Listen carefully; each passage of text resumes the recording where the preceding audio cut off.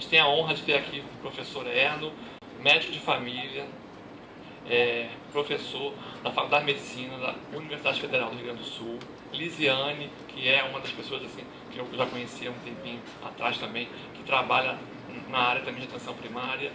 Ela é minha colega de estatística também. E aí, assim, queria dar para vocês as boas-vindas. Ninguém precisa ficar assustado. A gente fez um convite para vocês. O doutor Erno, eu vou passar a palavra para ele. Uma das metas desse ano da Subpav, que acho que até deve ter saído publicado, acho que no DO de ontem ou hoje, não sei, pelo doutor Daniel, da subsecretaria, é a questão da realização de algumas avaliações.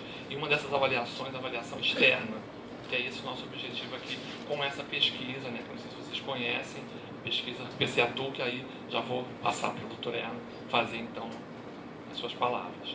Tá? A gente vai ter então o dia de hoje aí, e a gente vai estar apresentando aí o dia a dia. Obrigado, Felipe.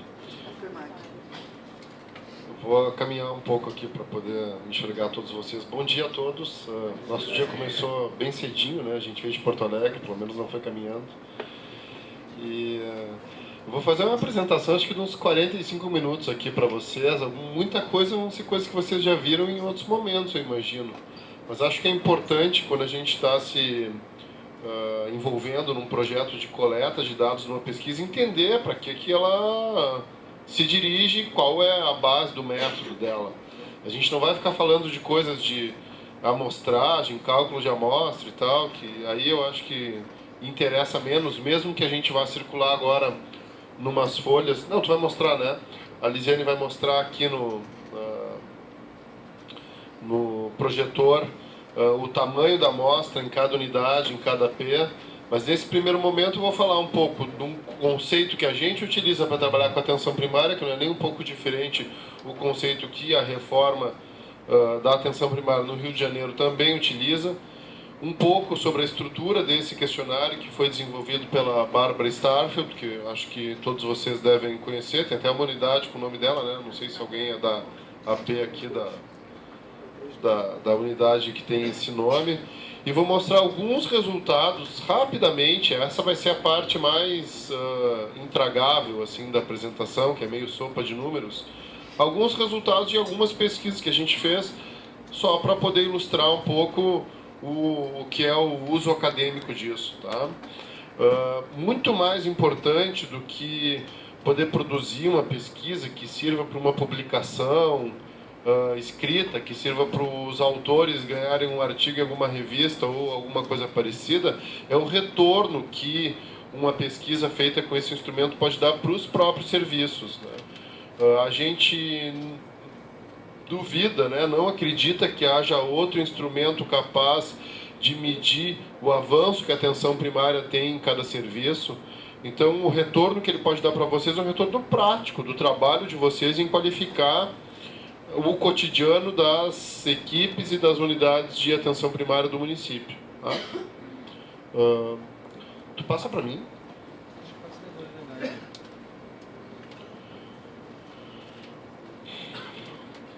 Pode passar.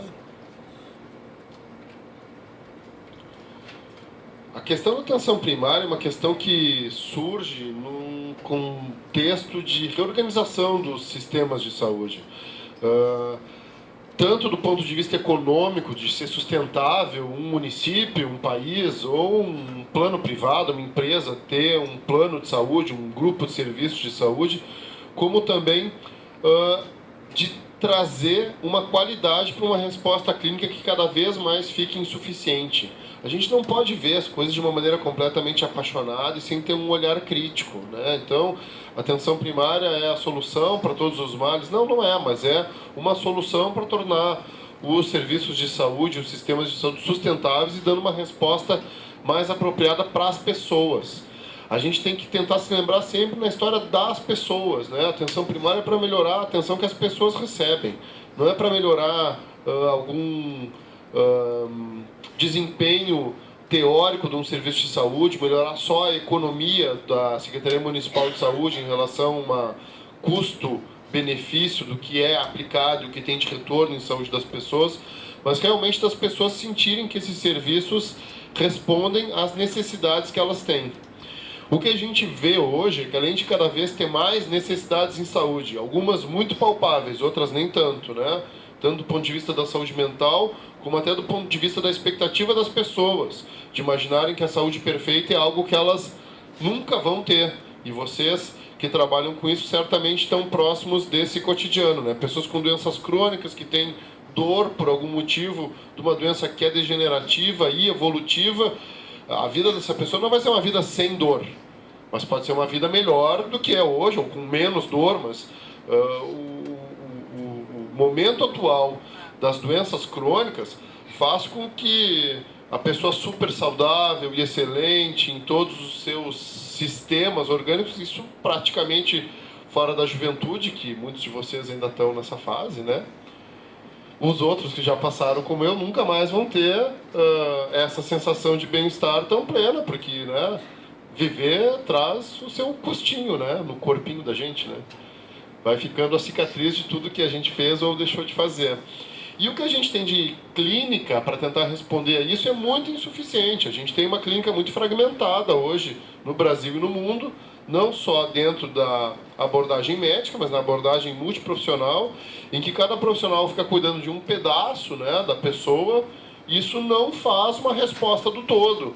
Então, tu pega uma pessoa com dor crônica, que recebe, por um lado, medicamentos, mas que acometem e pioram um problema renal que ela tem. Então, um olhar coordenador do cuidado das pessoas e que tente fazer com que as múltiplas respostas que a investigação e a produção de conhecimento na área da saúde cada vez mais tem, para ser um retorno positivo para o paciente, esse é o papel da atenção primária. Pode passar? Pode passar? O que o dilema e a solução que a Europa, né, que eu acho que não deixa de ser uma influência muito importante aqui no Rio, certo, Felipe? Desde o início, né, da história das clínicas da família, tá a ida do prefeito e do secretário de saúde para fora do Brasil para conhecer modelos de cidades do ponto de vista da história da COP, das Olimpíadas, em relação à organização da cidade como um todo, inclusive a organização da saúde. Por coincidência, acabaram indo para lugares em que a atenção primária é muito forte e se trouxe um pouco dessa influência para o modelo das clínicas da família. A Europa trabalha sempre com duas grandes diretrizes para conseguir organizar os seus sistemas de saúde. É regular eles, mas ao mesmo tempo não sacrificando com essa regulação a autonomia total, pelo menos, dos profissionais. A autonomia plena não existe em profissionais que trabalham no sistema de saúde, né? Mas se tu regula ele demais, se ele é muito regrado e tem muitos entraves, obstáculos, os profissionais começam a se rebelar de uma maneira explícita ou de uma maneira mais subjetiva e começam um pouco a boicotar o seu próprio trabalho e trabalhar com menos dedicação e interesse. Uma autonomia plena explode os gastos de qualquer sistema de saúde e acaba falindo um sistema de saúde. Ela não tem como funcionar dessa maneira com as necessidades que a gente tem. Então, o que a Europa tem de solução é sempre puxar um pouco mais para um lado da regulação. Quando eles percebem que apertaram demais a forca, eles soltam um pouco e aumentam a autonomia dos profissionais e vivem em mini reformas entre intensidade de processos regulatórios e produtores de autonomia junto aos profissionais para tentar chegar numa resposta clínica boa para os pacientes e para os profissionais. Isso se faz através de regulação e compra de serviços pelos serviços de atenção primária, algo que não está ainda no panorama do SUS aqui no Brasil, com exceção de talvez um ou outro pequeno lugar, mas sim entre ter cada vez mais autonomia dentro das atribuições de cada serviço e alguma tentativa de cooperação clínica. Eu sei que esse é o principal problema aqui do Rio, né? A gente viu isso muito bem na pesquisa anterior que a gente fez aqui. O nível secundário, principalmente o nível terciário e o nível primário, tem uma distância muito grande entre eles, mas eu também sei do esforço de vocês em fortalecer cada vez mais o papel do nível primário em conseguir tentar entrar nesse fluxo dos pacientes e coordenar um pouco esse processo. Pode passar? Qual é a definição da Barbara Starfield, então, para a atenção primária, né?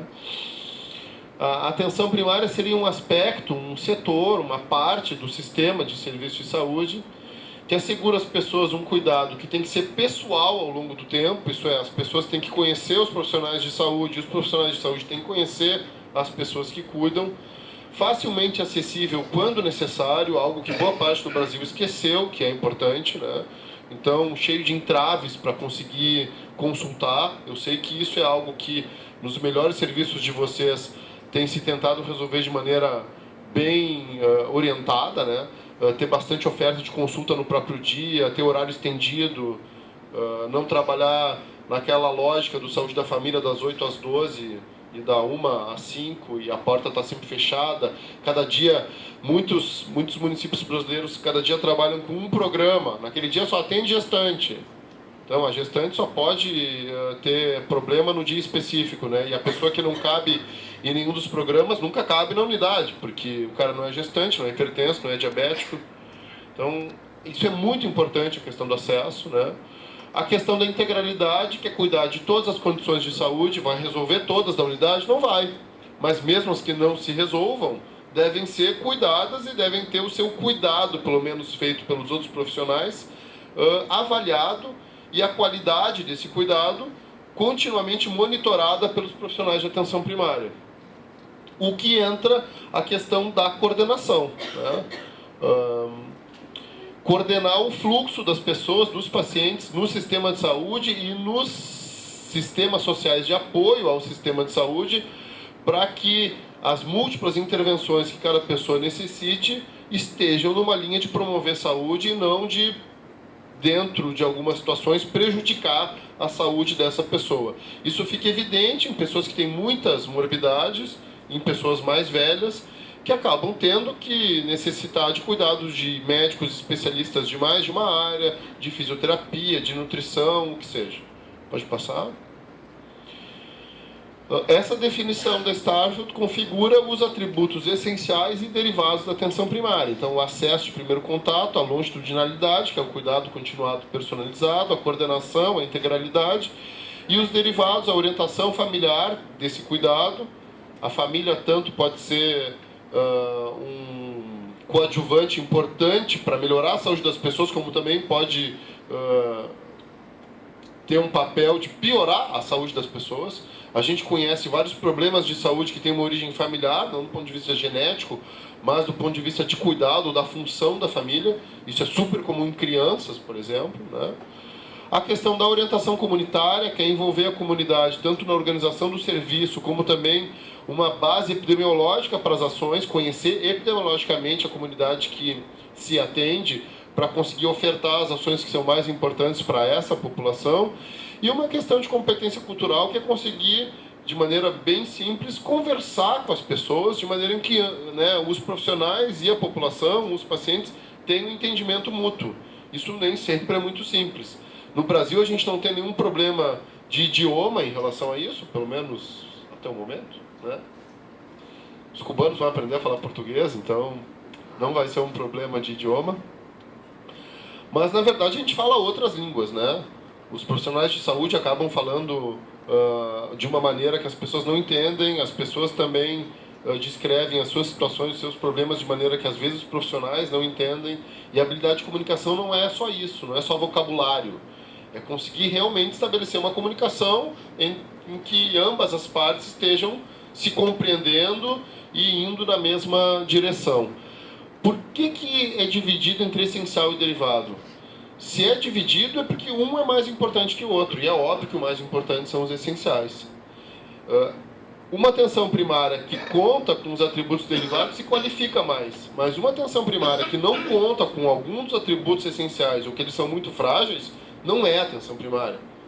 Eu posso ter um ótimo trabalho de agentes comunitários, eu posso conhecer perfeitamente bem a minha comunidade do ponto de vista epidemiológico, os profissionais de saúde podem ter uma abordagem de comunicação excelente, mas se eu tenho um acesso restrito, se eu ofereço poucas intervenções na minha unidade, se eu não me preocupo nem um pouco com o que acontece com essa pessoa quando ela não está na unidade, está nos outros serviços, eu não tenho atenção primária.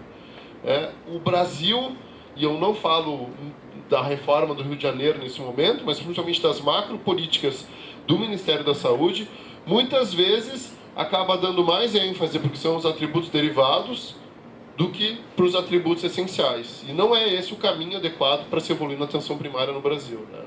Pode passar? Então, um pouco de definição agora teórica dos atributos que se reflete nas perguntas que vocês vão vivenciar aplicando o questionário junto às pessoas, né? Cada um desses atributos essenciais ele é composto por duas dimensões. Uma dimensão é a estrutura da unidade, é como ela funciona, e outra dimensão é a interação entre os profissionais e os pacientes, e os usuários. Essa é a parte do processo. Estrutura é tudo aquilo que já está pronto quando a unidade ainda não abriu. A unidade abre às 8 da manhã, às 7h55 ela tem que estar pronta para receber as pessoas. Idealmente até com os profissionais já ali dentro, né? Não chegando às 8h30, às 9h e tal. Então, o que envolve a estrutura? A estrutura física, o sistema informatizado, se ela é climatizada ou não é climatizada, a ambiência dela, os profissionais que trabalham nela, a formação desses profissionais, as habilidades desses profissionais, a forma de financiamento dessa unidade, a forma de gestão da unidade, tudo isso é estrutura. E processo é sempre algo de interação entre o paciente e o profissional. Então, o acesso ao primeiro contato, o que são as questões de acessibilidade, de estrutura? Forma de marcação de consulta, horário de funcionamento, né? Como se dá o agendamento, como se marca algum tipo de consulta específica, e o que é a utilização, o processo? A facilidade e o uso que os usuários têm desse serviço. A gente pode ter uma unidade que funciona 24 horas por dia, que tem um número grande de profissionais, que não precisa nem se marcar consulta, e ela é reconhecidamente de péssima qualidade. Ela está vazia, as pessoas não procuram, né? Os usuários de serviço de saúde, os pacientes, eles não são otários, né? Eles conseguem perceber o que funciona melhor e o que funciona pior. Então, se a pessoa não utiliza, eu posso ter uma acessibilidade perfeita, horários facilitados, marcação facilitada e uma utilização baixíssima. Ao mesmo tempo, o que é mais comum da gente ver nas aplicações do PCATU que a gente faz no Brasil é que eu tenho muitos problemas de acessibilidade, horários restritos, marcação difícil, muito tempo para conseguir uma consulta, muito tempo esperando para a consulta no próprio dia da consulta, mas uma utilização muito alta por falta de opção, na verdade, né? Porto Alegre é um exemplo clássico disso. Tem uma acessibilidade muito ruim, mas as pessoas não têm opção. Elas estão cercadas no território, tem que consultar naquela unidade. Eu sei que vocês também têm a lógica do território aqui, mas mesmo numa unidade que tem um acesso muito precário, as pessoas vão utilizar aquela unidade porque elas não têm outra opção, vão ser barradas quando forem em outro serviço. Pode passar? Então, exemplos práticos disso, né? Facilitar, por exemplo, a consulta com um odontólogo no primeiro ano de vida de crianças, e quando a gente está tentando aumentar a cobertura de preventivo de câncer de colo, identificar a população da faixa etária apropriada e as mulheres com verdadeiro risco para essas sim terem o acesso. Esse é um exemplo clássico no Brasil, né? Se tu olha alguns indicadores de números de exames de prevenção de câncer de colo sobre a população que precisa realizar, o número até é bom. Mas a maior parte das mulheres que faz os exames dentro da proposta temporal adequada são as de menor risco. E as mulheres de maior risco, que têm uma exposição sexual maior, que têm contato prévio com HPV, que fumam, que têm alguma outra dos fatores de risco para câncer de colo, são as que não procuram um serviço de saúde. Então tu tem um número grande de CP sendo feito, mas na população de maior risco, tu não tem nenhum CP sendo feito, ou pouco CP sendo feito, ou não tem a continuidade do segmento do resultado para fazer a intervenção frente a uma alteração daquele exame, e tu acaba tendo uma dificuldade de diminuir a incidência de câncer de colo e a mortalidade por câncer de colo, porque tu está fazendo exames em quem na verdade precisa menos, e não em quem precisa mais. Então o acesso também tem que ter esse olhar, né? Pode passar? A longitudinalidade, que eu já falei para vocês, que é o atendimento ao longo do tempo com uma forte relação interpessoal. Então, o que é a estrutura aqui? É ter um serviço em que eu me sinto vinculado. É a primeira parte do questionário que vocês vão aplicar. É a parte da afiliação. quando a pessoa vai reconhecer ou não a unidade em que ela está como serviço em que ela se sente acompanhada ao longo do tempo e reconhecida como pessoa. A questão do processo é realmente as perguntas que têm a ver com a confiança que os usuários têm nos profissionais de saúde, principalmente no médico. Pode passar? A gente sabe, por várias evidências aí internacionais, que ter um médico regular, ter um médico em que eu consulto habitualmente, melhora a adesão a diversos tratamentos crônicos, né? E a gente, por exemplo, pegando só a hipertensão como um exemplo, praticamente metade das pessoas que têm hipertensão não tem adesão aos seus antihipertensivos e, por consequência, não está com essa pressão controlada. Pode passar? A integralidade eu também acabei descrevendo um pouco para vocês, né? São a lista, vocês chamam da cartela, né? Carteira. É isso aí. A carteira de serviço é o elenco de integralidade que eu tenho ou não. É claro, tem mais coisas que os serviços fazem que não está na carteira, né? Tem coisas que não estão descritas na carteira. Tem coisas que nunca vão estar descritas em lugar nenhum, porque tem algumas intervenções comuns da prática clínica, do enfermeiro, do médico, do odontólogo, que não são tão concretas e palpáveis. Mas a integralidade, do ponto de vista do questionário esse, é uma carteira de serviços que é oferecida do ponto de vista de estar disponível, que seria a estrutura, e, por outro lado, uma carteira de serviços ou de intervenções que as pessoas realmente receberam, que é muito mais práticas na ordem de prevenção de saúde, promoção, prevenção de doença e promoção de saúde. Pode passar?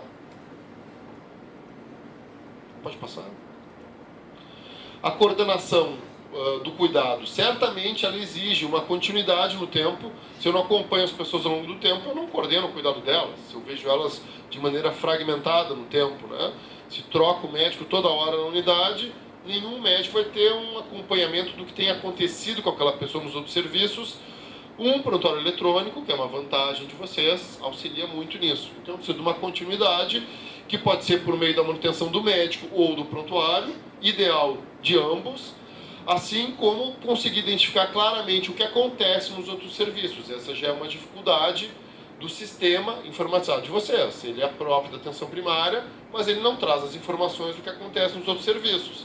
Como é que eu vou obter essas informações como médico, enfermeiro ou outro profissional de saúde da unidade? Eu tenho que falar com a pessoa, tenho que pedir para essa pessoa me trazer documentos que descrevam o que aconteceu nos outros serviços, né? Resultado dos exames, discutir um pouco o conteúdo das consultas, e aí a gente começa a ver as falhas que são muito apontadas na produção científica brasileira em relação à atenção primária, mas a atenção secundária e terciária no Brasil é menos estudada, na verdade, do que a atenção primária, e você sabe muito bem as consultas de pouquíssimos minutos que acontecem entre um especialista X e o paciente, né? Está esperando algum tempo para aquela consulta, alguns meses, e a consulta é tão breve e feita de maneira, na verdade, tão superficial, que o colega nem consegue se dar conta da necessidade que a pessoa tem, ou da necessidade que tu, como médico, teve de encaminhar, e aquela consulta acaba não servindo para nada, né? Então, muitas perguntas da questão da coordenação, poucas delas são sobre a estrutura da continuidade da informação, e muitas outras são sobre a avaliação das consultas que foram feitas em outros serviços. Pode passar? Pode passar? Eu já falei um pouco, né, dos atributos derivados. Então, a orientação familiar é conhecer os fatores familiares relacionados à origem, ao cuidado do processo de adoecimento. A orientação comunitária é a participação da comunidade, assim como o conhecimento epidemiológico dele. E a competência cultural é uma questão de comunicação, né? Pode passar? Quais são os objetivos, então, da atenção primária? Eu comentei isso lá no início, né? A gente quer ter equidade na distribuição dos recursos, até para transformar um sistema municipal de saúde em algo sustentável, mas principalmente melhorar a saúde das pessoas. Pode passar? Essa é uma foto da Bárbara Stardust. Não sei se vocês conhecem o Gervás, né? Vários conhecem, né? Esse barbudinho, aquele outro senhor que parece estar fantasiado numa roupa colorida. É outra... como é o nome do troço? Poncho, né? Que a gente usa no Rio Grande do Sul. Vocês não usam poncho aqui no Rio, né? Nem no Carnaval. No Carnaval, podiam se fantasiar de gaúcho com poncho de lã, né? Tá com um poncho ali também, o marido da Starfield, né? Eles são amigos, então é uma foto que foi publicada no último número da revista da Sociedade Brasileira de Medicina de Família, onde tem uma série de artigos utilizando o PCA-2, né? Por isso que eu trouxe essa foto aí para vocês. A primeira publicação da Bárbara Starfield sobre a Organização de Serviços de Saúde é do ano que eu nasci, de 1973. Ela faleceu em 2011, né? Ela, sem dúvida nenhuma, é a maior pesquisadora e maior conhecedora de atenção primária do mundo, né? Ela tem um número de publicações impressionantes. É uma mulher, tu conheceu ela, uma pessoa incrível e de fácil comunicação, simples, acessível. Se apaixonou pela história do Brasil, começar a fazer algo em larga escala. E a influência dela foi muito importante em alguns momentos no Ministério, e infelizmente nos últimos anos está menos importante, e sei que aqui não é assim, né? Ela tem mais de 300 artigos aí publicados no PubMed, e não tem como questionar a autoridade dela como uma pessoa que teria a maior capacidade de produzir um instrumento de avaliação da qualidade da atenção primária.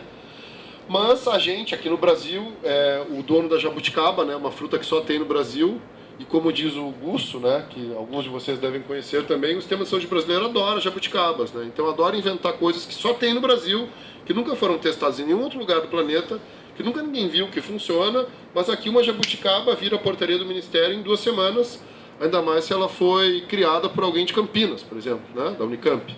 Se foi um sanitarista da Unicamp que inventou uma jabuticaba, ela vira a maior teoria possível de transformar a saúde das pessoas, mesmo que aquilo não tenha nenhum embasamento prático em outro local. Muito diferente do trabalho da Starfield, que é um trabalho completamente empírico, baseado em avaliações de diversos países, dos mais diferentes contextos, ricos, pobres, em desenvolvimento, tentando chegar nessa estrutura do que é importante para a atenção primária, que são esses atributos, e numa definição de que quanto melhor o serviço de atenção primária, mais fortaleza ele vai ter nesses atributos. Pode passar. Então, como que a gente avalia a atenção primária? Passa. A gente pode usar indicadores de morbidade, de doença bem específicos. A gente pode usar indicadores de resultado em saúde. O que é resultado em saúde, né? Resultado é morte, menor ou maior taxa de cirurgia, infarto, AVC, são os desfechos, a parte final do processo de adoecimento. A gente pode usar esses indicadores para avaliar a atenção primária. A gente tem que criar novos instrumentos para avaliar a atenção primária, ou, né, vocês já entenderam o que eu vou falar para vocês nesse momento, a gente tem que tentar usar indicadores de estrutura e de processos que estejam consolidados. Por que a gente não usa indicadores de mortalidade específicos para a atenção primária? Porque a atenção primária se configura por ser a porta de entrada do sistema. As pessoas têm as doenças específicas quando estão consultando em atenção primária, mas também estão no momento do adoecimento que a doença ainda não é concreta. Um processo de adoecimento é um pouco como um iceberg. A gente começa a sentir sintomas e esses sintomas não configuram uma doença que nenhum médico é capaz de identificar. Não adianta fazer uma tomografia do último fio de cabelo, para quem ainda tem cabelo, até a unha do pé, que não vai aparecer, porque não está no momento dessa doença ser diagnosticada ainda. É uma coisa natural da nossa vida como um ser orgânico, como corpo. Ele passa a ser diagnosticado quando ele cruza a linha do mar, né? Na ponta do iceberg. Mas ele começa antes. Então a gente tem muitas pessoas em atendimento e atenção primária para as quais não adianta ficar usando algum indicador de morbidade. Taxa de pessoas que têm essa doença, aquela outra doença, a cobertura do exame X para a doença Y.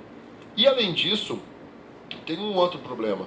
Quando a gente usa muito alguns indicadores de doença específicos, a gente cria um viés para as pessoas do serviço, que é claro, essas são as doenças importantes. Então as pessoas acabam reduzindo a sua prática para atender aquelas doenças. Isso é uma coisa que aconteceu claramente com o PCF no Brasil. O PCF surge com uma agenda de cuidado materno-infantil, que sempre foi muito forte na saúde pública brasileira, o cuidado da hipertensão e do diabetes, o cuidado da hanseníase, da tuberculose, um pouco de alguma coisa de DST, mas muito fraco, nada com HIV e AIDS. E eu estou esquecendo o quê? Tuberculose, eu falei, né? Tuberculose junto com a hanseníase, o cuidado materno-infantil. E aí materno-infantil é a puericultura, o pré-natal, o câncer de colo, né? Anticoncepção. E essa era a agenda do PSF. E o que virou o PSF em muitos lugares? O que eu comentei antes. É um lugar que não dá acesso para a população geral, que tem turnos inteiros de agenda focados só nessas questões, e que as pessoas que têm outras coisas nunca entram. Saúde mental não tem lugar. Dor no joelho não tem lugar. Né? Pereba de pele não tem lugar. Tem. Nas 2, 3, 4 consultas que oferecem por dia para a população geral. Então, esse é um problema de usar esse tipo de indicador, porque ele acaba viciando os profissionais e o próprio sistema de saúde, em ficar focado e não ser integral.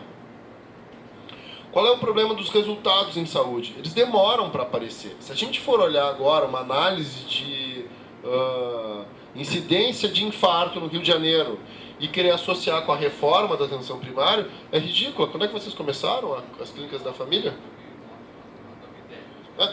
2010, né? Então, tem 3 anos, né? A gente está no primeiro mês de 2014. Em 3 anos, é muito difícil eu mudar a determinação da taxa de infarto de uma população de pessoas que têm risco para infartar. Eu até mudo de um ou outro sujeito, mas eu não mudo a população como um todo. Eu tenho que controlar a hipertensão, diabetes, tirar outros fatores de risco como tabagismo, sedentarismo, melhorar o peso da pessoa. E, além disso, o processo de adoecimento dos vasos do coração, daqueles sujeitos que já estavam num grau mais avançado de adoecimento, ele segue, apesar dos esforços. Então, resultado em saúde e atenção primária é interessante de olhar quando a gente tem muito tempo para olhar. A reforma de vocês não tem muito tempo, ela não pode ser olhada assim. A brasileira até tem. A gente já tem aí o quê? Vai fazer 20 anos do PSF, né, esse ano. 94, né? Mas começou como? Começou pequeno, em poucos municípios. Foi em 98 que ele aumenta realmente a sua cobertura. Até então era muito reduzida a cobertura em cidades menores, no Nordeste, né? E a história de criar novos instrumentos de avaliação, eu já falei para vocês aí com a metáfora das jabuticabas. Pode passar? Isso é uma frase da Starfield, né? Então, a medida de processo de cuidado individual por doença específica não mede a qualidade da atenção à saúde, né? Por esses motivos que eu comentei para vocês antes. E, além disso, muita coisa que é produzida mais dura sobre doenças específicas é feita dentro de um ambiente que não é natural, é um ambiente artificial, é um ambiente da pesquisa, um ambiente do laboratório. Se a gente pega, por exemplo, vou na linha das doenças cardiovasculares, tá? As intervenções que reduzem infarto em hipertensos, e vai olhar os estudos que produziram essas evidências, e a seleção dos participantes desses estudos é o cara que tem hipertensão, mas não tem insuficiência renal. É o cara que tem hipertensão, mas tem menos de 70 anos. É o cara que tem hipertensão, mas não sei o quê. É uma população sempre muito selecionada. Porque eu não consigo testar também, do ponto de vista inicial da ciência, isso é uma crítica ao método, mas não uma crítica à pesquisa em si, aquela pesquisa. Eu tenho que ter uma população controlada para conseguir ver o efeito do remédio que eu quero testar. Agora, isso não se traduz diretamente para a população. Qual é a maioria dos hipertensos que a gente tem nas unidades? São pessoas mais velhas.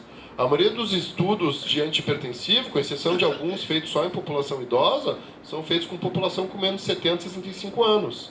No Brasil, 60 anos para cima, metade das pessoas tem hipertensão.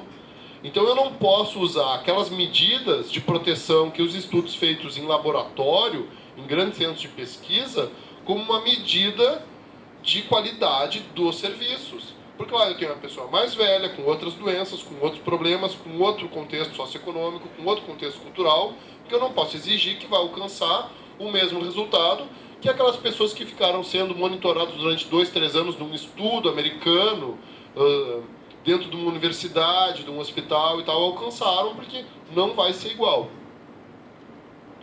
Pode passar. Pode passar. Então, eu já falei para vocês de estrutura, processo, resultado, né? Isso é outra abordagem clássica da avaliação de serviços, que é usada no mundo inteiro, às vezes um pouco menos aqui na nossa criatividade latino-americana. O Donabidium, que é o sujeito que criou essas categorias, nunca foi presidente de país nenhum, mas foi doutor honoris causa em todas as universidades importantes do planeta, né? Então não foi por uma questão política, mas foi pela qualidade do trabalho dele mesmo. Pode passar. Pode passar. Então, o que a gente mede, né, quando a gente está medindo estrutura e processo? E o que a gente vai medir juntos aqui com a aplicação desse instrumento? A gente vai medir a oferta da atenção primária, de que tipo de atenção primária está sendo ofertada por cada tipo de serviço, e a gente vai medir a utilização dela, nas duas vertentes desse questionário, que mede tanto estrutura como mede processo. Pode passar?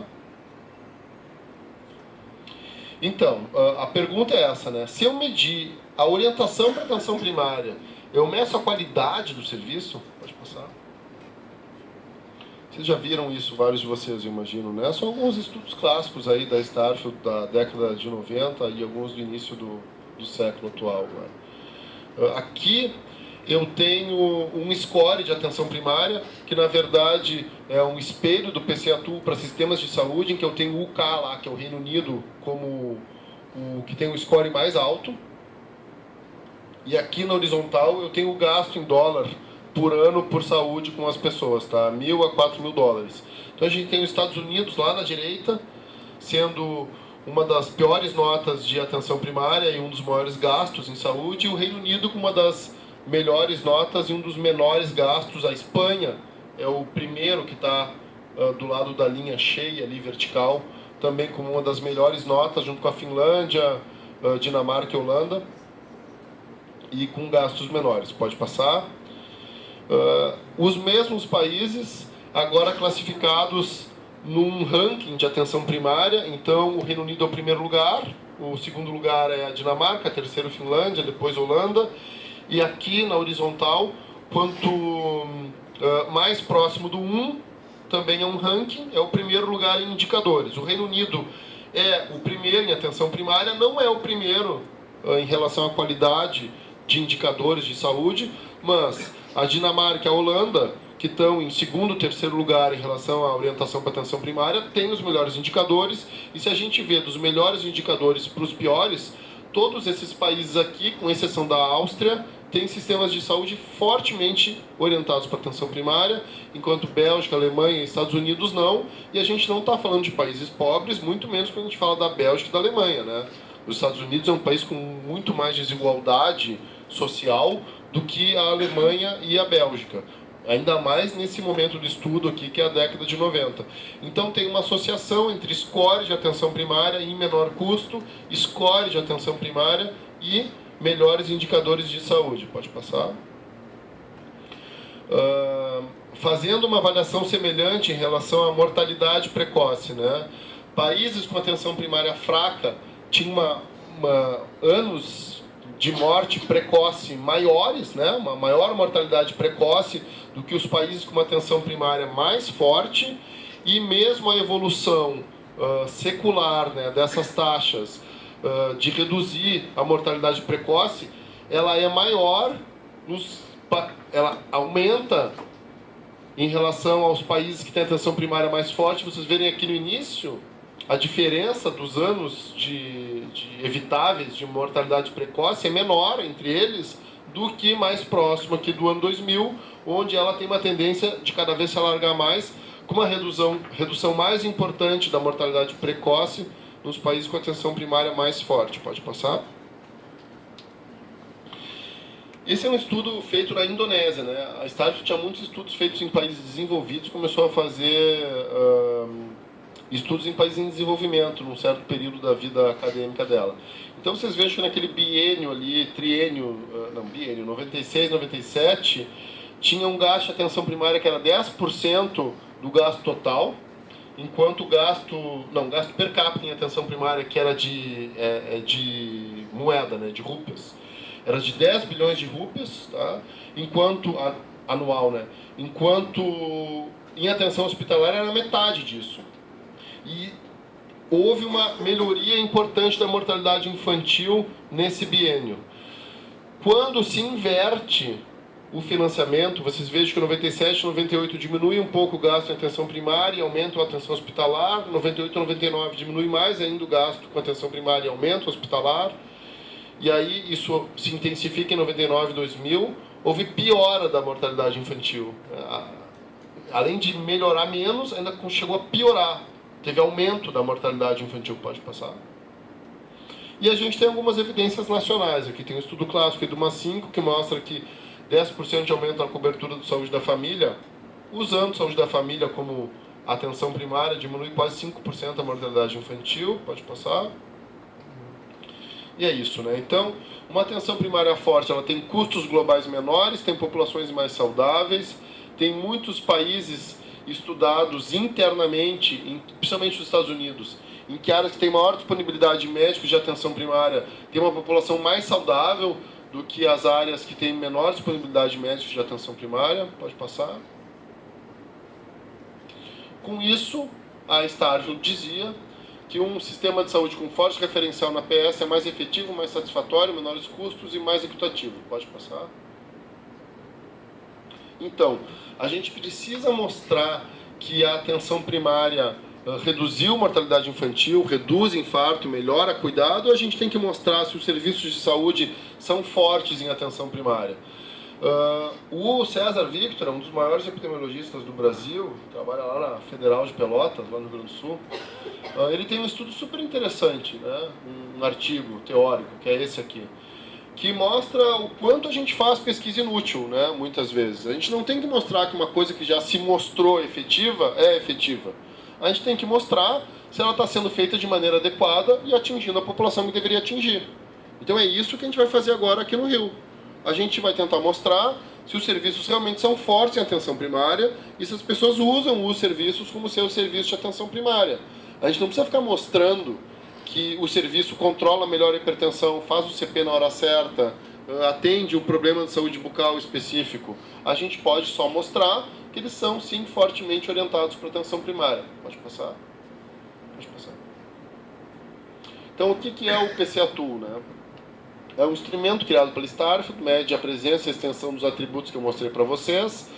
As respostas são numa escala de 1 a 4, que é transformada depois num score de 0 a 10, simplesmente para facilitar o entendimento, que a gente tem muito intuitivo, né, de nota escolar, em relação a 10 ser ideal e 0 ser horrível, né?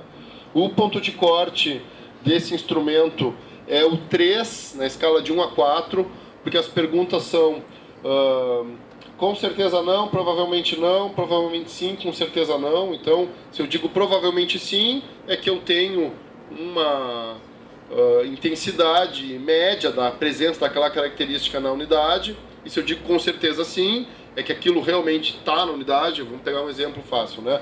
Se é fácil marcar consulta quando eu tenho um problema agudo. Provavelmente sim. Com certeza sim é melhor que provavelmente sim nessa pergunta. O provavelmente sim é nota 3. Quando a gente passa esse 3 para a escala de 0 a 10, ele vira 6,6. É por isso o ponto de corte. É só a representação do provavelmente sim. Pode passar. Eu já disse para vocês que cada atributo tem 2 dimensões. Pode passar. Esses são os atributos. Então, a afiliação, que é a estrutura da longitudinalidade. Utilização é o processo do acesso e acessibilidade é a estrutura do acesso. O conjunto de perguntas chamado longitudinalidade é a parte do processo da longitudinalidade. Coordenação, sistema de informações é a estrutura e coordenação do cuidado é o processo da coordenação. Serviços disponíveis é a estrutura da integralidade, serviços prestados é o processo da integralidade e ainda tem a orientação familiar e comunitária. Vocês vão ver o questionário à tarde, vão aplicar ele entre vocês. Essas são algumas das perguntas, ali estão as respostas. Pode passar. Pode passar. Esse é o cálculo dos scores, a gente não precisa ficar olhando para isso agora, pode passar. Mas o score essencial é a média dos atributos essenciais e o score geral é a média de todos os atributos. Isso aqui é um estudo feito, né, de comparação entre os vários instrumentos internacionais que mediam a atenção primária, feito no ano de 2009. Então, tem 10 instrumentos aqui, um deles é o PCA Tool, pode passar. E aqui vocês têm em cada coluna uma informação. A primeira coluna pergunta se ele tem mais de um formato, isso é, tem o formato do paciente, o formato profissional de saúde. A segunda, se ele passou por uma avaliação de validação local rigorosa, né, baseada em método estatístico e epidemiológico. E os outros 4 são os atributos essenciais. Eles têm medidas de acesso de primeiro contato, se tem medidas de longitudinalidade, se tem medidas de integralidade, se tem medidas de coordenação. O único instrumento que preenche com colorido ali as 6 colunas é o PCA Tool. Vocês vejam que todos os outros ou não avaliam algum atributo da atenção primária, ou não passaram por uma validação rigorosa, ou tem só um formato, mas principalmente só tem 2 que tem todos os 4 atributos, né? Pode passar? Hoje, o PCA Tool tem 71 artigos publicados no mundo, né? Nenhum outro instrumento desses chega perto disso. Contando os da revista aí, que foram uns 9, né? Isso já é 80, tá? Pode passar. Então, o PCA Tool Brasil, né? Ele tem uma versão para usuários crianças, que vocês vão usar. Tem uma versão de usuários adultos, que vocês também vão usar. Então, quando vocês entrevistarem mães ou pais ou cuidadores com uma criança, né? A gente vai explicar como é que vai ser a amostragem depois, vai ser esse questionário. Quando entrevistar o adulto, vai ser a versão de adulto. Tem uma versão para profissionais de saúde, que foi a que a gente aplicou aqui em médicos, em 2012 a gente aplicou, né? Tem uma versão curta para usuários adultos. A pesquisa de vocês vai frutificar a versão curta para usuários crianças, né, Lisiane? E tem uma versão para saúde bucal que está quase pronta. Pode passar. Esse é o primeiro instrumento de validação, primeiro artigo de validação do instrumento aqui no Brasil. Pode passar. Pode passar. Ele virou um manual do Ministério da Saúde, né? Pode passar. Esses são os artigos publicados agora na revista da Sociedade Brasileira de Medicina de Família, inclusive a validação da versão adulto. Pode passar. E a gente fez várias investigações ao longo desses anos usando esse instrumento. Mais 10 minutinhos. Vou mostrar alguns exemplos para vocês, tá? Passa aí, por favor, Felipe. Pode passar. Então, em Porto Alegre. Tá? Porto Alegre tem um serviço uma rede de serviço de atenção primária muito frágil, tá? Por mais que tenha alta produção de médicos de família, a organização do serviço está muito ruim. Pode passar. Aqui vocês têm os scores, tá? Os scores para cada atributo, o score essencial, que está em negrito ali naquela primeira coluna, e o geral, na última linha. E os valores de 0 a 10. Em vermelho, vocês vejam os scores que passaram do ponto de corte. São 3, 6, 9. A acessibilidade em Porto Alegre realmente é muito difícil. E está plenamente espelhada nesses resultados aqui. E se a gente olhar o score geral lá embaixo, as unidades básicas tradicionais, que seria o modelo C de vocês, que não existe mais, né? Tem a pior nota, saúde da família é um pouco melhor. O Conceição, que talvez alguns de vocês conheçam, o Serviço de Saúde Comunitária do Conceição, um serviço antigo aí que faz formação de profissionais para atenção primária, tem a melhor nota, né? Pode passar? Pode passar.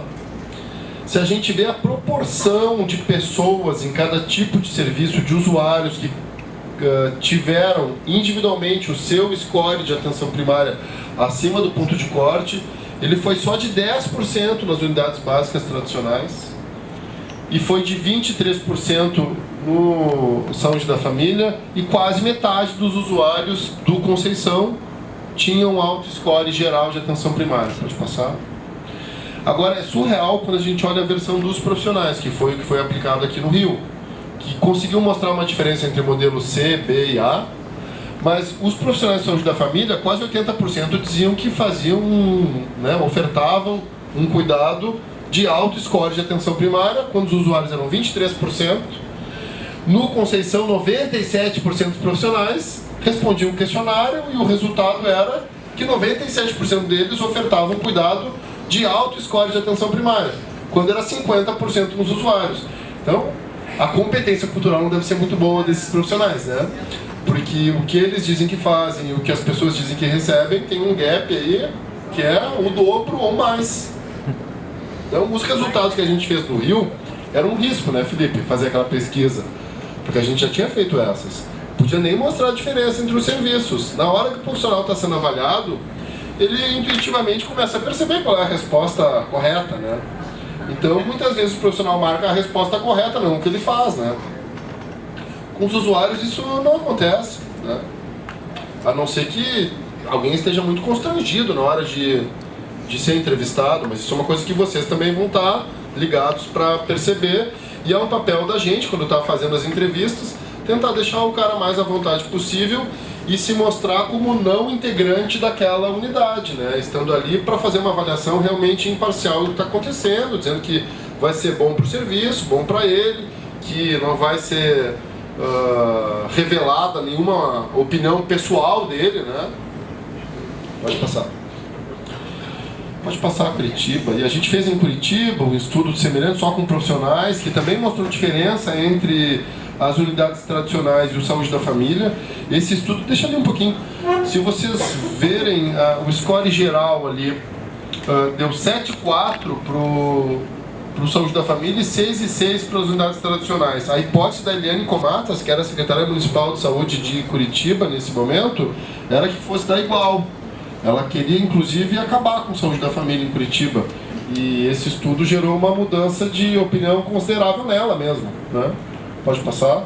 86% dos profissionais médicos e enfermeiros do Saúde da Família de Curitiba diziam trabalhar com alto score.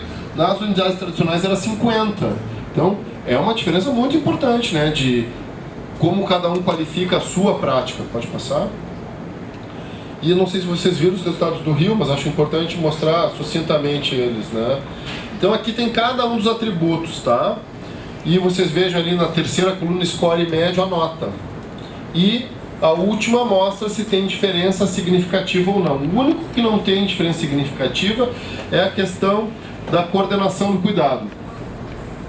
Todos os outros têm diferença, né? Sempre pró modelo A, que naquele momento a gente estava deixando tudo junto, clínicas da família e centros municipais de saúde, 100% de saúde da família, mas que não eram no formato da clínica da família. Agora o que a gente vai fazer na avaliação das As e Bs com os usuários é diferenciar as As, né? Comparar a clínica da família com o centro municipal de saúde com as Bs. Pode passar? O score geral deu 7,7 para A, 6,9 para C e 7,4 para B ali, né? A gente conheceu 2 Cs, né? Uma, né? E eu fiquei surpreso até que conseguiu ter uma nota tão boa assim. Pode passar? Eu não vou mostrar isso, tá? Acho que fica muito cansativo. Pode passar? Passa, passa. A gente fez vários estudos, tá? Mostrando a qualidade da atenção primária com o cuidado. Volta um, então, por favor. Com hipertensão. Várias intervenções importantes que os hipertensos devem receber. Isso aqui é com o usuário. Era muito mais prevalente, isso era muito mais frequente entre quem tinha alto score e com quem tinha baixo score. Pode passar. Com diabéticos, a mesma coisa. Eles recebiam muito mais intervenções adequadas quando tinham alto score e quando não tinham. Pode passar. Práticas preventivas, pode passar. Então, sempre que tinha alto score, o cara recebia mais orientação para parar de fumar, orientação para exercício físico, orientação para alimentação saudável, orientação para ingerir bebida alcoólica de maneira adequada. Pode passar. A gente fez isso em idosos. Pode passar. Passa mais um. Não, deixa ali. A mesma coisa, né? Quem tinha alto score, a gente fez uma nota também de práticas preventivas em idosos, tinha quase o dobro da nota do que os que tinham baixo score. E aí a gente fez um estudo de corte, que é o último, acho que eu tenho para apresentar, entre internação por condição sensível e qualidade da atenção primária em Porto Alegre. Esse estudo não mostrou diferença entre quem tinha alto score e baixo score. A taxa de internação por condição sensível foi igual em ambos os grupos. Mas esse estudo foi feito em Porto Alegre e a média de nota deles, de score, entre quem internava e quem não internava por condição sensível, era muito parecida.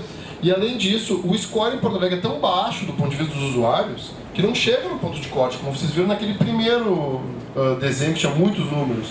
Tem 9 medidas que está acima do ponto de corte, todas as outras estão abaixo.